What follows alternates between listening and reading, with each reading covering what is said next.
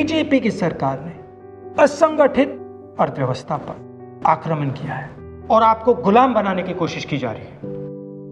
2008 में जबरदस्त आर्थिक तूफान आया, पूरी दुनिया में आया, अमेरिका में, जापान में, यूरोप में, चाइना में, सब जगह आया। अमेरिका के बैंक गिर गए, कंपनियां बंद हो गई, एक के बाद एक कंपनी की लाइन लग गई, बंद हो गई। यूरोप के बैंक गिरे, मगर हिंदुस्तान को कुछ नहीं हुआ।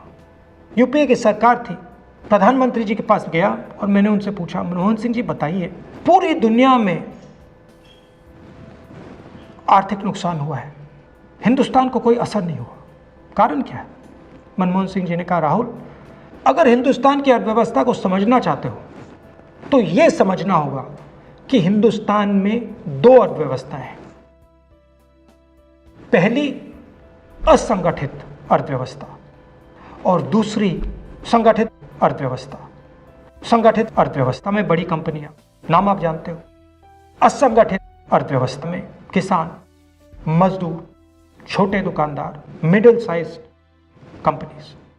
जिस दिन तक हिंदुस्तान का असंगठित सिस्टम मजबूत है, उस दिन तक हिंदुस्तान को कोई भी आर्थिक तूफान छू नहीं सकता। अब आज के दिन आते हैं। पिछले 6 साल से बीजेपी की सरकार ने असंगठित अर्थव्यवस्था पर आक्रमण किया है। 3 बड़े उदाहरण तो मैं आपको अभी दे देता हूं। नोटबंदी, गलत जीएसटी और लॉकडाउन। आप यह मत सोचिए कि लॉकडाउन के पीछे सोच नहीं थी। यह मत सोचिए कि गलती से आखिरी मिनट पे लॉकडाउन कर दिया गया है। इन तीनों का लक्ष्य हमारे इनफॉर्मल सेक्टर को खत्म करने का है।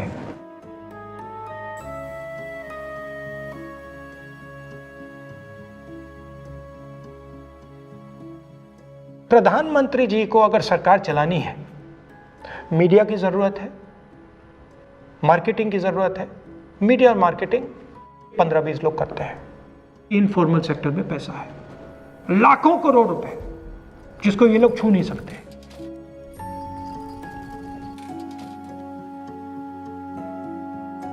इसको ये लोग तोड़ना चाहते हैं, पैसा लेना चाहते हैं। इसका नतीजा आएगा। नतीजा यह होगा कि हिंदुस्तान रोजगार पैदा नहीं कर पाएगा। क्यों? क्योंकि इनफॉर्मल सेक्टर 90% से ज्यादा रोजगार देता है।